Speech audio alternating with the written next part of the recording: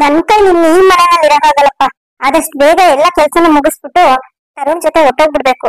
ಈ ತರುಣ್ಗೆ ಮೆಸೇಜ್ ಮಾಡ್ತೀನಿ. ಫೋನ್ ಮಾಡಿದ್ರೆ ಯಾರ್ ಜೊತೆ ಮಾತಾಡ್ತಿದ್ಯಾ ಹಂಗೆ ಹಿಂಗೆ ಅಂತಾರೆ. ಒಂದ್ ಮೆಸೇಜ್ ಹಾಕಿ ನಾಳೆ ಬರೋದಕ್ಕೆ ಹೇಳ್ತೀನಿ. ಹೋಗಿ ಲಾಯರ್ ಹತ್ರ ನಾನೇ ಮಾತಾಡ್ತೀನಿ. ನಮ್ ಲೊಕೇಶನ್ ರೀಚ್ ಆಗೋದಕ್ಕೆ ಇನ್ನೂ ಎಷ್ಟೊತ್ತಾಗುತ್ತೆ? ಮೇಡಮ್ ಇನ್ನು 10-15 ಮಿನಿಟ್ಸ್ ಅಲ್ಲಿ ರೀಚ್ ಆಗ್ತೀವಿ ಮೇಡಮ್. ಸ್ವಲ್ಪ ಬೇಗ ಬೇಗ ಹೋಗಿ, ನನಗೆ ತುಂಬಾ ಅರ್ಜೆಂಟ್ ಇದೆ. ಮೇಡಮ್ ಬೆಂಗಳೂರು ಟ್ರಾಫಿಕ್ ನಿಮ್ಗೆ ಗೊತ್ತಲ್ವಾ, ಇಲ್ಲಿ ಆತರ ಫಾಸ್ಟ್ ಆಗಿ ಹೋಗಕ್ ಆಗಲ್ಲ. ಸರಿ ಸರಿ, ಫಾಸ್ಟ್ ಆಗಿ ಹೋಗಕ್ಕಾಗಲ್ಲ ಅಂತ ಎತ್ತಿನ ಗಾಡಿ ಹೋದಂಗ್ ಹೋಗ್ಬೇಡಿ, ಸ್ವಲ್ಪ ಸ್ಪೀಡ್ ಆಗಿ ಹೋಗಿ.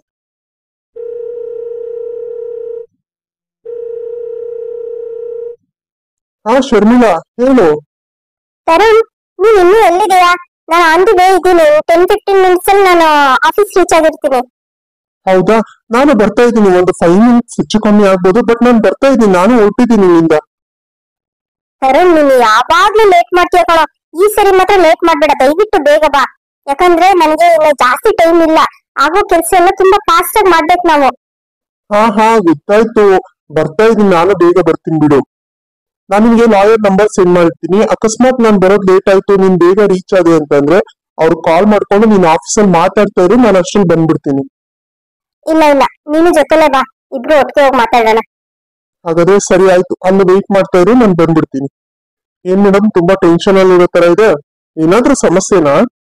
ರೀ, ಅದನ್ನೆಲ್ಲ ಕಟ್ಕೊಂಡು ನಿಮ್ಗೆ ಏನ್ರಿ ಆಗ್ಬೇಕು? ಕ್ಯಾಬ್ ಬುಕ್ ಮಾಡಿದೀನಿ, ನನ್ನ ಪಿಕಪ್ ಡ್ರಾಪ್ ಅಷ್ಟೇ ನಿಮ್ ಕೆಲ್ಸ. ಬೇರೆ ಏನು ಮಾತಾಡೋ ಅವಶ್ಯಕತೆ ಇಲ್ಲ. ಅದ್ಯಾಕ್ ಮೇಡಮ್ ಅಷ್ಟು ಸಿಕ್ ಮಾಡ್ಕೊಂತೀರಾ? ಹಂಗೇನಿಲ್ಲ, ನಾನು ಹೀಗೇನೇನೆ ಪ್ಯಾಸೆಂಜರ್ಸ್ ಹತ್ರ ಹೀಗೆ ಫ್ರೆಂಡ್ಲಿ ಆಗಿ ಮಾತಾಡ್ಕೊಂಡು ಟೈಮ್ ಪಾಸ್ ಮಾಡ್ಕೊಂಡು ಹೋಗ್ತೀನಿ. ಅಂದ್ರೆ ಅವ್ರಿಗೂ ಬೋರ್ ಆಗ್ಬಾರ್ದಲ್ಲ, ಹಂಗಾಗಿ ನಿಮ್ಗೆ ಹೇಳಕ್ ಇಷ್ಟ ಇಲ್ಲ ಅಂದ್ರೆ ಬೇಡ ಬಿಡಿ, ಪರವಾಗಿಲ್ಲ. ಮೇಡಮ್ ನಾವು ಲೊಕೇಶನ್ ರೀಚ್ ಆದೋ, ಅಲ್ಲಿ ನೆಕ್ಸ್ಟ್ ಬಿಲ್ಡಿಂಗ್ ಕಾಣಿಸ್ತಾ ಇದೆಯಲ್ಲ ಮೇಡಮ್, ಅದೇ ನಿಮ್ ಲೊಕೇಶನ್.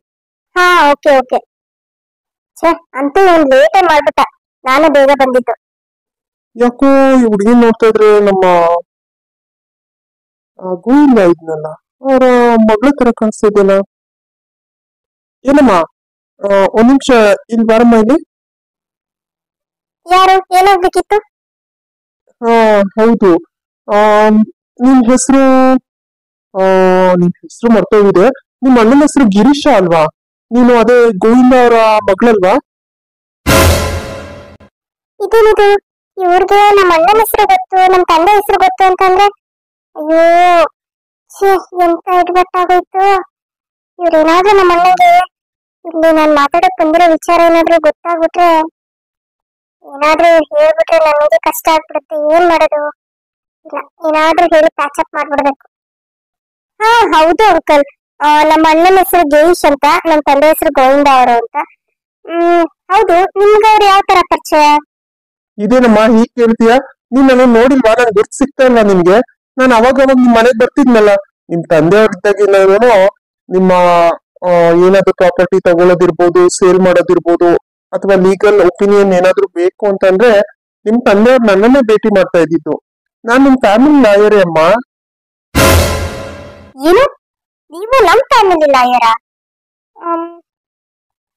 ಅದು ನಿಮ್ ಹೆಸರೇನು? ನನ್ ಹೆಸರು ಜಗದೀಶ್ ಅಂತ ಅಮ್ಮ. ಜಗದೀಶ್ ಅವರ? ಸರಿ ಸರಿ ಅಂಕಲ್. ಅದು ಮತ್ತೆ ಇಲ್ಲಿ ಇನ್ನೊಬ್ರು ಮಂಜುನಾಥ್ ಅಂತ ಲಾಯರ್ ಇದಾರಂತಲ್ಲ, ಅವ್ರು ಯಾರು? ಓ, ಮಂಜುನಾಥ್ನ ಮೀಟ್ ಮಾಡಕ್ ಬಂದಿದ್ದೀರಾ? ಅಲ್ಲ, ಏನಾದ್ರೂ ಪ್ರಾಬ್ಲಮ್ ಇದ್ರೆ ಹೇಳಮ್ಮ, ನನ್ ಕೈಲಾಗಿದ್ ನಾನು ಸಹಾಯ ಮಾಡ್ತೀನಿ.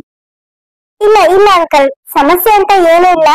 ಅವ್ರನ್ನ ಸ್ವಲ್ಪ ಮಾತಾಡಿಸ್ಬೇಕಾಗಿತ್ತು. ಅಂದ್ರೆ ನನ್ನ ಫ್ರೆಂಡ್ ಏನೋ ಪ್ರಾಬ್ಲಮ್ ಇತ್ತು, ಅವ್ರ ಕೇಸ್ನ ಅವರಲ್ಲಿ ಏನೋ ನಡೆಸ್ತಾ ಇರೋದು, ಹಾಗಾಗಿ ಅದ್ರ ಬಗ್ಗೆ ಮಾತಾಡೋದಕ್ಕೆ ಅಂತ ನಾನು ಬಂದೆ. ಬಟ್ ಅವ್ರು ಸ್ವಲ್ಪ ಲೇಟ್ ಆಗಿ ಬರ್ತಿದ್ದಾರೆ ಅಷ್ಟೇ. ನಂದೇನು ಪ್ರಾಬ್ಲಮ್ ಇಲ್ಲ, ನಂದೆಲ್ಲ ಚೆನ್ನಾಗಿದೆ. ಹೌದಾ, ಸರಿನಮ್ಮ. ನಿಮ್ ತಂದೆಯವ್ರ ಮಾತ್ರ ತುಂಬಾ ಒಳ್ಳೆ ವ್ಯಕ್ತಿಗಳಮ್ಮ. ಆದ್ರೂ ದೇವ್ರು ಒಳ್ಳೆಯವ್ರಿಗೆ ಬದುಕೋದಿಕ್ ಅವಕಾಶನೇ ಕೊಡಲ್ಲ, ಬೇಗ ಕರ್ಕೊಂಡ್ಬಿಡ್ತಾನೆ. ಹಾ ಹಾ, ಹೌದು ಹೌದು ಅಂಕಲ್, ಹೌದು. ಮತ್ತೆ ಏನಮ್ಮ, ನಿಮ್ಗೆ ಎಷ್ಟು ಜನ ಮಕ್ಳಿದಾರೆ ಈಗ? ಅಂಕಲ್, ನನ್ಗೆ ಒಬ್ಬ ಮಗ ಇದ್ದಾನೆ ಅಂಕಲ್. ಹೌದಾ, ಸರಿ ಆಯ್ತಮ್ಮ. ಗಂಟ್ಲು ಬೇರೆ ಕಟ್ತ ಕಣಮ್ಮ. ಮೊನ್ನೆ ಎಲ್ಲ ಯಾವ್ದೋ ಒಂದು ಕೇಸ್ ಮೇಲೆ ಬೇರೆ ಕಡೆ ಹೋಗ್ಬಿಟ್ಟಿದ್ದೆ, ಅಲ್ಲಿ ನೀರ್ ಅಡ್ಜಸ್ಟ್ ಆಗಿಲ್ಲ, ಹಂಗಾಗಿ ಸ್ವಲ್ಪ ಗಂಟ್ಲು ಕಟ್ತಾ ಬಂದ್ಬಿಟ್ಟಿದೆ. ಆಮೇಲೆ ನಿಮ್ಮ ಅಣ್ಣ ತಾಯಿ ಎಲ್ಲ ಚೆನ್ನಾಗಿದ್ದಾರಾ? ಹಾ ಅಂಕಲ್, ಎಲ್ಲ ಚೆನ್ನಾಗಿದ್ದಾರೆ. ಸರಿನಮ್ಮ, ಆಯ್ತು. ನನಗೂ ಸ್ವಲ್ಪ ಕೆಲಸ ಇದೆ, ನಾನು ಕೋರ್ಟ್ ಹೋಗ್ಬೇಕು. ಮಂಜುನಾಥ್ ಏನಾದ್ರು ಕೆಲಸ ಏನಾದ್ರು ಡಿಲೇ ಮಾಡ್ತಿದ್ದಾರೆ ಅಂತಂದ್ರೆ ನನ್ನ ಹೆಸರು ಹೇಳಿ ಮಾಡ್ಕೊಡ್ತೇನೆ. ಅವನ್ಗೆ ಅವ್ನ್ ಫಸ್ಟ್ ಬಂದಾಗ ನನ್ಗೆ ಜೂನಿಯರ್ ಆಗಿ ಬಂದಿದ್ದ ಅವನು, ಹಂಗಾಗಿ ಪರಿಚಯ ಇದೆ. ನನ್ನ ಹೆಸರು ಹೇಳಿ ಮಾಡ್ಕೊಡ್ತೇನೆ. ಏನಮ್ಮ, ಬರ್ತೀನಿ ನಾನು. ಹಾ ಅಂಕಲ್, ಸರಿ ಅಂಕಲ್, ಆಯ್ತು. ಶರ್ಮಿಳಾ, ಓ ತರುಣ್, ಇವಾಗ ಬಂದ್ಯಾ? ಯಾಕೆ ಇಷ್ಟೊಂದು ಲೇಟ್ ಮಾಡ್ಬಿಟ್ಟೆ? ನಾನು ಅವಾಗ್ಲೇ ಬಂದೆ ಗೊತ್ತಾ? ಬೇಗ ಹೊರಟು ಬರ್ಬೇಕು ತಾನೇ. ಅಲ್ಲ ನಿನ್ಗೆ ಹೇಳಿದ್ನಲ್ಲ ರಾಯರ್ ಹತ್ರ ಹೋಗಿ ಮಾತಾಡ್ತಾ ಇರು ಅಂತ. ನೀನ್ ಸುಮ್ನೆ ನನಗೆ ವೇಟ್ ಮಾಡ್ತಾ ಇದೀಯ ಅಷ್ಟೇ. ಮಾತಾಡ್ಬೇಕಿತ್ತು ತಾನೇ ನೀನು. ಅದೇನೇನಿದೆ ಪ್ರಾಬ್ಲಮ್ ಎಲ್ಲ ಹೇಳ್ಬಿಡ್ಬೇಕಾಗಿತ್ತು. ಅದು ತರುಣ್, ಅದು ನಿನ್ ಕೇಸ್ ಬಗ್ಗೆ ನಾನು ಮಾತಾಡೋಣ ಅಂತ ಅನ್ಕೊಂಡೆ, ಬಟ್ ನೀನೇ ಬಂದ್ರೆ ಚೆನ್ನಾಗಿರುತ್ತೆ ಅಂತ ಸುಮ್ಮನಾದೆ. ಸುಮ್ಮನಿರು ತರುಣ್. ಏನಮ್ಮ ಶರ್ಮಿಳಾ, ಏನಾದ್ರೂ ಸಮಸ್ಯೆ ಇದ್ಯಾ? ನನ್ನ ಹತ್ರ ಹೇಳಮ್ಮ, ಪರವಾಗಿಲ್ಲ. ನಾನು ಹೇಳಿದ್ನಲ್ಲ ನಾನ್ ನಿಮ್ ಫ್ಯಾಮಿಲಿ ಲಾಯರ್ ಅಂತ. ಇಲ್ಲ ಇಲ್ಲ ಅಂಕಲ್, ನಾವು ಅಲ್ಲಿ ಮಂಜುನಾಥ್ ಸರ್ ಹತ್ರ ಮಾತಾಡ್ತೀವಿ. ತರುಣ್, ಬಾ ಹೋಗೋಣ. ಏನಿದು ಈ ಹುಡುಗಿ ಒಂಥರ ವಿಚಿತ್ರವಾಗಿ ಆಡ್ತಿತ್ತಪ್ಪ. ಇಲ್ಲ, ಮಂಜುನಾಥ್ ಹತ್ರ ಏನ್ ವಿಷಯ ಅಂತ ತಿಳ್ಕೋಬೇಕು. Excuse me sir. ಹಾ ಬನ್ನಿ, ಒಳಗಡೆ ಬನ್ನಿ. ಹಾ ಹೇಳಿ, ಏನಾಗ್ಬೇಕಾಗಿತ್ತು? ಸರ್ ಅದೇ ನಿನ್ನೆ ಕಾಲ್ ಮಾಡಿದ್ನಲ್ಲ ಸರ್, ತರುಣ್ ಅಂತ. ತರುಣ್, ಓ ನಮ್ಮ ರಾಜಶೇಖರ್ ಅವ್ರು ಹೇಳಿದ್ರಲ್ಲ ಆ ತರುಣ. ಹಾ ಸರ್, ಅಂಕಲ್ ಸಜೆಸ್ಟ್ ಮಾಡಿದ್ದು. ಹಾ ಬನ್ನಿ ಕುತ್ಕೊಳ್ಳಿ. ಹಾ ಹೇಳಿ. ಯಾವ್ದೋ ಪ್ರಾಪರ್ಟಿ ರಿಜಿಸ್ಟ್ರೇಷನ್ ಬಗ್ಗೆ ಮಾತಾಡಕ್ ಬಂದಿದ್ರಿ ಇಲ್ವಾ? ಹಾ ಹೌದು ಸರ್. ಅದು ಪ್ರಾಪರ್ಟಿ ಎಲ್ಲ ಬಂದು ಇವ್ರ ಅಣ್ಣಂದು ಅಂತ ಅಂದ್ರೆ ತಂದೆಯಿಂದ ಅಣ್ಣಂಗ್ ಬಂದಿರೋದು. ಅದನ್ನ ಇವ್ರ ಹೆಸರು ಮಾಡ್ಕೋಬೇಕು ಅಂತ ಇವ್ರು ಅನ್ಕೊಂಡಿದ್ದಾರೆ. ಅಂದ್ರೆ ಇವ್ರ ಅಣ್ಣ ತುಂಬಾ ಎಲ್ಲ ಮೋಸ ಮಾಡ್ಬಿಟ್ಟಿದ್ದಾರೆ ಸರ್. ಈಗ ಗಂಡನೂ ಸರಿ ಇಲ್ಲ, ಗಂಡನ ಮನೆಯಲ್ಲಾದ್ರೂ ಚೆನ್ನಾಗಿರೋಣ ಅಂತಂದ್ರೆ ಈಗ ಅಟ್ಲೀಸ್ಟ್ ನನ್ನ ಜೀವನಕ್ಕೆ ಏನಾದ್ರೂ ಆಧಾರ ಮಾಡ್ಕೊಡಿ ಅಂತ ತಾಯಿ ಮನೆಗೆ ಹೋದ್ರೆ ತಾಯಿ ಮನೆಯಿಂದ ಹೊರಗಡೆ ಹಾಕ್ಬಿಟ್ಟಿದ್ದಾರೆ. ಯಾವ್ದೇ ಕಾರಣಕ್ಕೂ ಗಂಡನ ಮನೆ ಬಿಟ್ಟು ನೀನ್ ಇಲ್ಲಿ ಬರ್ಕೂಡ್ದು, ಇದ್ರು ಅಲ್ಲೇ ಇರ್ಬೇಕು, ಸತ್ರು ನೀನ್ ಅಲ್ಲೇ ಸಾಯ್ಬೇಕು ಅಂತ ಬಿಟ್ಬಿಟ್ಟಿದ್ದಾರೆ. ಹಂಗಾಗಿ ಇವ್ರು ನಿಮ್ ಹತ್ರ ಮಾತಾಡ್ಬೇಕು ಅಂದ್ರು, ಅದಕ್ಕೆ ಕರ್ಕೊಂಡ್ ಬಂದೆ ಸರ್. ಛೇ, ಹೆಣ್ಮಕ್ಳಿಗೆ ಈ ತರ ಎಲ್ಲ ಆಗ್ಬಾರ್ದಮ್ಮ. ಹೇಳಮ್ಮ, ಏನ್ ಸಮಸ್ಯೆ? ಸರ್, ನನ್ ಸಮಸ್ಯೆ ಏನು ಅಂತ ಹೇಳಿ ಸರ್. ಇವ್ರು ಹೇಳಿದ್ರಲ್ಲ ಸರ್, ಗಂಡ ಸರಿ ಇಲ್ಲ, ಅಪ್ಪನ ಮನೆಗೆ ಹೋದ್ರೆ ಅಪ್ಪನ ಮನೆಗೆ ಅಣ್ಣ ಅತ್ತಿಗೆ ಸೇರ್ಸಲ್ಲ. ಬೇಕಾದಷ್ಟು ಆಸ್ತಿ ಇತ್ತು ಸರ್, ಅದ್ರಲ್ಲಿ ಏನಿಲ್ಲ. ನನ್ ಜೀವನಕ್ಕೆ ಸ್ವಲ್ಪ ಮಾಡ್ಕೊಡಿ ಅಂತ ಅಂದ್ರೆ ಮಾಡ್ಕೊಡ್ತಾ ಇಲ್ಲ ಸರ್. ಅದಕ್ಕೆ ಸ್ವಲ್ಪ ಮಟ್ಟಿಗೆ ಅಂದ್ರೆ ಅವ್ರ ಹೆಂಡತಿ ಹೆಸರಲ್ಲಿ ತುಂಬಾ ಪ್ರಾಪರ್ಟೀಸ್ ಮಾಡ್ಬಿಟ್ಟಿದ್ದಾರೆ ಸರ್ ಅವರು. ಅಂದ್ರೆ ನಮ್ಮ ಅತ್ತಿಗೆ ಹೆಸರಿಗೆ. ಅಂದ್ರೆ ನಾನ್ ಮತ್ತೆ ಏನಾದ್ರೂ ಬಂದ್ಬಿಟ್ಟು ಅದ್ರ ಮೇಲೆ ಕೇಸ್ ಹಾಕ್ಬಿಡ್ತೀನಿ, ನನ್ನ ಹೆಸರು ಮಾಡಿಸ್ಕೊಂಡ್ಬಿಡ್ತೀನಿ ಅನ್ನೋ ಕಾರಣಕ್ಕೆ ನಮ್ಮ ಅಣ್ಣ ಬುದ್ಧಿವಂತಿಕೆಯಿಂದ ಎಲ್ಲಾನು ಹೆಂಡತಿ ಹೆಸರು ಮಾಡ್ಬಿಟ್ಟಿದ್ದಾನೆ ಸರ್. ಈಗ ಇರೋದೊಂದು ಮನೆ, ಸ್ವಲ್ಪ ಏನೋ ಸಣ್ಣ ಪುಟ್ಟ ಜಮೀನ್ ಇದೆ, ಅದನ್ನ ನನ್ನ ಹೆಸರಿಗೆ ಮಾಡಿಸ್ಕೋಬೇಕಾಗಿತ್ತು ಸರ್. ಅಲ್ಲಮ್ಮ, ನಿಮ್ ಅಣ್ಣ ಯಾಕೆ ಆತರ ಮಾಡ್ತಿದ್ದಾರೆ? ಅಲ್ಲ, ಸ್ವಂತ ತಂಗಿಗೆ ಈ ತರ ಕಷ್ಟ ಇದೆ ಅಂತ ಅಂದ್ರೆ ಅವ್ರ ಮನೆಯವ್ರಾಗ್ದೆ ಇನ್ ಯಾರಾಗ್ಬೇಕು ಹೇಳಿ? ಒಂದ್ ಕೆಲ್ಸ ಮಾಡಿ, ನಿಮ್ ಅಣ್ಣನ ಇಲ್ಲಿ ಕರ್ಸಿ, ಇವತ್ತು ನಾನು ಅವ್ರ ಜೊತೆ ಮಾತಾಡ್ತೀನಿ. ಅದೇನಿದೆ ಪ್ರಾಬ್ಲಮ್ ಬಗೆಹರ್ಸೋಣ. ಬೇಕಿದ್ರೆ ಪ್ರಾಪರ್ಟಿ ನಾನು ನಿಮ್ಗೆ ಅವ್ರು ಬರ್ಕೊಡ್ತೀನಿ ಅಂತ ಹೇಳಿದ್ರೆ ನಾನೇ ಖುದ್ದಾಗಿ ನಿಂತು ಮಾಡಿಸ್ಕೊಡ್ತೀನಿ. ಸರ್, ಅವ್ರ ಆತರ ಎಲ್ಲ ಹೇಳಿದ್ ಮತ್ ಕೇಳಲ್ಲ ಸರ್. ಯಾವ್ದೇ ಕಾರಣಕ್ಕೂ ಒಂದ್ ಬಿಡುಗಾಸು ಕೊಡಲ್ಲ ಅಂತ ಹೇಳ್ತಿದ್ದಾರೆ ಸರ್. ಅದಕ್ಕೆ ಸರ್ ನಾನು ನಿಮ್ಮ ಹತ್ರ ಬಂದಿತ್ತು.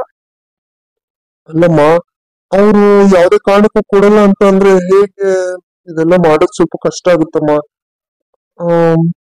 ಅಲ್ಲ, ಅದು ಪ್ರಾಪರ್ಟಿ ಎಲ್ಲ ನಿಮ್ ಅಣ್ಣನ ಹೆಸರಿಗೆ ಯಾವ ತರ ಬಂದಿತ್ತು? ಪಿತ್ರಾರ್ಜಿತ ಅಂತಂದ್ರೆ ನಿಮ್ ತಂದೆಯಿಂದ ಭೌತಿಕತೆ ಅಥವಾ ಏನಾದ್ರು ನಿಮ್ ತಂದೆ ತೀರೋದ್ಮೇಲೆ ನಿಮ್ ಅಣ್ಣ ಅಲ್ವಾ, ಅಣ್ಣ ಅವ್ರಿಗೆ ಟ್ರಾನ್ಸ್ಫರ್ ಆಗಿರೋದಾ? ಸರ್ ಇಲ್ಲ ಸರ್, ಅದು ಏನಾಗಿದೆ ಅಂತಂದ್ರೆ ನಮ್ ತಂದೆಯವರು ಎಲ್ಲ ಆಸ್ತಿನೂ ನಮ್ಮ ಅಣ್ಣಂಗೆ ಬಿಲ್ ಮಾಡ್ಬಿಟ್ಟಿದ್ರು ಸರ್. ಹಂಗಾಗಿ ಎಲ್ಲಾ ಪ್ರಾಪರ್ಟಿ ಬಿಲ್ ಮುಖಾಂತರ ನಮ್ಮ ಅಣ್ಣಂಗ್ ಬಂದಿದೆ. ಓ ಹೌದಾ? ಅಲ್ಲಮ್ಮ, ಇದು ನಿಮ್ ತಂದೆ ಅವ್ರು ತೀರೋದ್ಮೇಲೆ ಆಟೋಮೆಟಿಕ್ ಆಗಿ ಟ್ರಾನ್ಸ್ಫರ್ ಆಗಿರೋದಾಗಿದ್ರೆ ನಿಮ್ಗೆ ಒಂದು ಹಕ್ಕಿ ಇರ್ತಾ ಇತ್ತು. ಹ, ಅದು ನಿಮ್ಗೆ ಹಕ್ಕಿ ಇರ್ತಾ ಇತ್ತು. ಆದ್ರೆ ಇವಾಗ ಅದು ಬಿಲ್ ಮುಖಾಂತರ ಬಂದಿದೆ ಅಂತಂದ್ರೆ ಅವ್ರಿಗೆ ಸ್ವಯಾರ್ಜಿತ ಆಗುತ್ತಮ್ಮ. ಅದನ್ನ ಕೇಳೋದಕ್ಕೆ ಹಕ್ಕಿರಲ್ಲ. ಹೌದು ಸರ್, ಅದಕ್ಕೆ ನಾನು ಏನ್ ಮಾಡ್ಬೇಕು ಅಂತ ಅನ್ಕೊಂಡಿದೀನಿ ಅಂತಂದ್ರೆ, ಈಗ ಇರೋ ಪ್ರಾಪರ್ಟಿನ ನನ್ನ ಹೆಸರಿಗೆ ಪೂರ್ತಿ ಬರ್ಕೊಡ್ತಿರೋ ತರ ಬರ್ಸ್ಕೊಳ್ಳೋಣ ಅಂತ ಅನ್ಕೊಂಡಿದೀನಿ. ನಮ್ಮ ಅಣ್ಣನೂ ಏನೋ ಒಂದು ಸಣ್ಣದು ಒಂದು ಜಮೀನ್ ಕೊಡ್ತೀನಿ, 2 ಗುಂಟೆ ಜಮೀನ್ ಕೊಡ್ತೀನಿ ಅಂತ ಹೇಳಿದ್ದ. ಅದಕ್ಕೆ ಅದೇ ರಿಜಿಸ್ಟರ್ ಮಾಡ್ತಾ ಇದೀನಿ ಅಂತ ಹೇಳಿ ಅದು ಅವನ ಹೆಸರು ಪ್ರಾಪರ್ಟಿನ ನನ್ನ ಹೆಸರು ಮಾಡಿಸ್ಕೋಬೇಕು ಅಂತ ಅನ್ಕೊಂಡಿದೀನಿ ಸರ್. ನೋಡಿ ಸರ್, ನೀವ್ ಇದೊಂದು ಸಹಾಯ ಮಾಡ್ಕೊಟ್ರೆ ನಿಮ್ ಹೆಸರು ಹೇಳ್ಕೊಂಡು ಜೀವನ ಮಾಡ್ಕೋತೀರಿ ಸರ್. ದಯವಿಟ್ಟು ಇದೊಂದು ಹೆಲ್ಪ್ ಮಾಡ್ಕೊಡಿ ಸರ್. ಅಲ್ಲಮ್ಮ, ಈಗಿನ ಕಾಲದಲ್ಲಿ ಯಾರಮ್ಮ ಕಣ್ಮುಚ್ಕೊಂಡು ಸೈನ್ ಆಗ್ತಾರೆ? ಪತ್ರ ಓದೇ ಓದ್ತಿರ್ತಾನೆ. ಅವ್ರಿಗೆ ಗೊತ್ತಿರುತ್ತಮ್ಮ ಇದೆಲ್ಲ. ನನ್ನ ಗೊತ್ತಾದ್ಮೇಲೆ ಸುಮ್ನೆ ಮಕಭಂಗ ಮಾಡ್ಕೊಳ್ಳೋದಕ್ಕಿಂತ ವಿಷಯ ಹೇಳ್ಬಿಟ್ಟು ರಿಜಿಸ್ಟರ್ ಮಾಡಿಸ್ಕೊಂಡ್ಬಿಡಮ್ಮ. ಇಲ್ಲ ಸರ್, ನಮ್ಮ ಅಣ್ಣ ಪತ್ರ ಓದದೇ ಇರೋ ತರ ನಾನ್ ಮಾಡ್ತೀನಿ ಸರ್. ಆದ್ರೆ ನೀವು ಎಲ್ಲಾ ಚರಸ್ತಿರ ಆಸ್ತಿಗಳೆಲ್ಲನೂ ನನ್ನ ಹೆಸರಿಗೆ ಬರೋ ತರ ಮಾಡಿ ಸರ್. ಪತ್ರ ಆ ತರ ರೆಡಿ ಮಾಡಿ ರಿಜಿಸ್ಟರ್ ಮಾಡಿಸ್ಕೊಡಿ ಸರ್. ಇಲ್ಲಮ್ಮ, ಇದು ತುಂಬಾ ರಿಸ್ಕ್ ಆಗುತ್ತೆ. ಇದು ನಮ್ಮ ವೃತ್ತಿ ಜೀವನದ ಮೇಲೆ ಪರಿಣಾಮ ಬೀರ್ಬಿಡ್ತಮ್ಮ ಈ ತರ ಕೆಲಸ ಮಾಡ್ತಿದ್ದಾರೆ ಅಂತ. ಇಲ್ಲಮ್ಮ, ಈ ತರ ಎಲ್ಲ ಮಾಡಕ್ಕಾಗಲ್ಲ. ಸರ್ ಇಲ್ಲ ಸರ್, ಪ್ಲೀಸ್ ಸರ್, ಆ ತರ ಅನ್ಬೇಡಿ ಸರ್. ಅವ್ರ ಪತ್ರ ಓದದೇ ಇರೋ ತರ ಮಾಡೋ ಜವಾಬ್ದಾರಿ ನಂದು ಸರ್. ಆದ್ರೆ ನೀವು ಎಲ್ಲಾ ಡಾಕ್ಯುಮೆಂಟ್ ರೆಡಿ ಮಾಡಿ ಎಲ್ಲಾ ಆಸ್ತಿ ನನ್ನ ಹೆಸರು ಬರೋ ತರ ಮಾಡ್ಬೇಕು ಸರ್. ಅಂದ್ರೆ ಎಲ್ಲ ಅಂದ್ರೆ ನನ್ಗೆ ಬಂದ್ಬಿಡಲ್ಲ. ಹೇಳಿದ್ನಲ್ಲ ಸರ್, ನಮ್ಮ ಅತ್ತಿಗೆ ಹೆಸರಲ್ಲಿ ಎಲ್ಲಾ ಆಸ್ತಿನೂ ನಮ್ಮ ಅತ್ತಿಗೆ ಹೆಸರಲ್ಲಿ ಮಾಡ್ಬಿಟ್ಟಿದ್ದಾನೆ ನಮ್ಮ ಅಣ್ಣ ಆಗ್ಲೇ. ಏನೋ ಸ್ವಲ್ಪ ಇದೆ ಅನ್ಸುತ್ತೆ ಅವನ ಹೆಸರಲ್ಲಿ. ಅದನ್ನ ನನ್ನ ಹೆಸರು ಮಾಡ್ಕೊಟ್ರೆ ನಿಮ್ಮ ಹೆಸರು ಹೇಳ್ಕೊಂಡು ಜೀವನ ಮಾಡ್ತೀನಿ ಸರ್. ಯಪ್ಪ, ಎಷ್ಟು ನಾಟಕ ಮಾಡ್ತಿದ್ದಾಳೆ ಈ ಶರ್ಮಿಳಾ. ತುಂಬಾ ಕ್ರಿಮಿನಲ್ ಇದ್ದಾಳೆ ಇವಳು. ಅಲ್ಲಮ್ಮ, ಇದೆಲ್ಲ ತುಂಬಾ ರಿಸ್ಕ್ ಆಗುತ್ತಮ್ಮ ಕೆಲ್ಸ. ಸರ್ ನಿಮ್ಗೆ ಎಷ್ಟು ದುಡ್ಡು ಬೇಕು ಹೇಳಿ ಸರ್, ನಾನ್ ಕೊಡ್ತೀನಿ ಸರ್. ದಯವಿಟ್ಟು ಸರ್ ಇದೊಂದು ಕೆಲಸ ಮಾಡ್ಕೊಡಿ ಸರ್, ಪ್ಲೀಸ್. ನೋಡೋಣಮ್ಮ, ನಾನು ನಿಮಗೆ ಕಾಲ್ ಮಾಡ್ತೀನಿ. ತರುಣ್, ನಿಮ್ ನಂಬರ್ ನನ್ನ ಹತ್ರ ಇದೆ. ನಾನು ಇದ್ರ ಬಗ್ಗೆ ಸ್ವಲ್ಪ ಯೋಚನೆ ಮಾಡಿ ನಾನು ನಿಮಗೆ ಕಾಲ್ ಮಾಡ್ತೀನಿ. ಹಾ, ಓಕೆ ಸರ್, ಆಯ್ತು. ಸರ್, ನಿಮ್ ಫೀಸು ಇದು ಫೈನಲ್ ಆಗ್ಲಪ್ಪ. ಈ ಕೇಸ್ ನಾನು ತಗೋತೀನಿ ಅನ್ನೋದಾದ್ರೆ ನಾನು ನಿಮ್ಗೆ ಫೀಸ್ ಬಗ್ಗೆ ಮಾತಾಡ್ತೀನಿ. ಸದ್ಯಕ್ಕೆ ಇವಾಗ ಸ್ವಲ್ಪ ಯೋಚನೆ ಮಾಡ್ಬೇಕು. ಹಂಗಾಗಿ ಫೀಸ್ ಏನು ಬೇಡ ಬಿಡಿ. ಓಕೆ ಸರ್, ಆಯ್ತು, ನಾವಿನ್ ಬರ್ತೀವಿ. ಶರ್ಮಿಳಾ, ಬಾ ಹೋಗೋಣ. ಸರ್ ಪ್ಲೀಸ್ ಸರ್, ಒಂದ್ ಹೆಣ್ಮಗು ಅಂತನಾದ್ರೂ ಕರುಣೆ ತೋರಿಸಿ ಸರ್. ಅದೇಮ್ಮ, ಹೇಳಿದ್ನಲ್ಲ, ಸ್ವಲ್ಪ ಯೋಚನೆ ಮಾಡಕ್ ಟೈಮ್ ಬೇಕು. ಯೋಚನೆ ಮಾಡಿ ಹೇಳ್ತೀನಮ್ಮ ನಾನು. ಸರಿ ಸರ್, ಆಯ್ತು. ಅಬ್ಬಾ, ಏನೇ ಶರ್ಮಿಳಾ, ನೀನು ಇಷ್ಟೊಂದು ಆಕ್ಟಿಂಗ್ ಮಾಡ್ತೀಯಾ? ಅಯ್ಯೋ, ನಿಜವಾಗ್ಲೂ ನೀನ್ ಇಂತ ಆಕ್ಟರ್ ಅಂತ ಗೊತ್ತಿರ್ಲಿಲ್ಲ. ಗೊತ್ತಿದ್ರೆ ನಿನ್ನ ಯಾವ್ದಾದ್ರು ಒಂದು ಫಿಲಮ್ಗೋ ಸೀರಿಯಲ್ಗೋ ಸೇರಿಸ್ಬಿಡ್ತಿದ್ದೆ ನೋಡು. ಏ ಸುಮ್ಮನೆ ಇರ.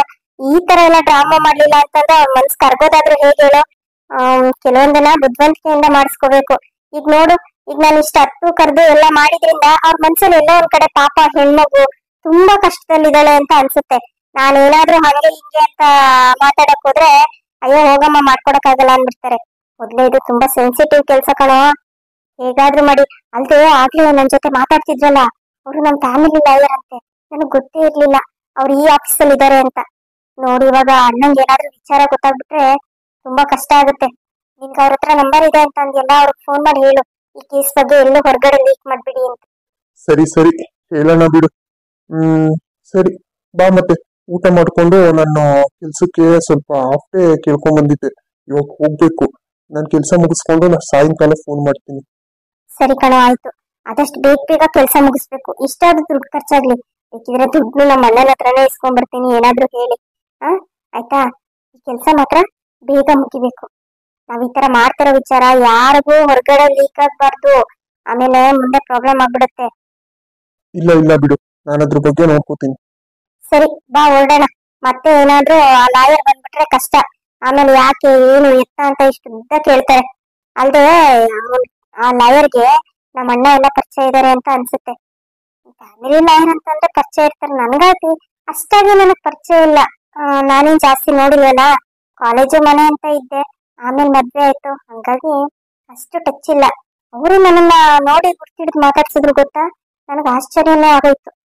ಹೆಂಗಾದ್ರೂ ಇಲ್ಲಪ್ಪ, ಒಟ್ನಲ್ಲಿ ನೀನ್ ಫಸ್ಟ್ ಲಾಯರ್ಗೆ ಫೋನ್ ಮಾಡಿ ಈ ವಿಚಾರ ಹೊರಗಡೆ ಲೀಕ್ ಮಾಡ್ಬೇಡಿ ಅಂತ ಹೇಳು.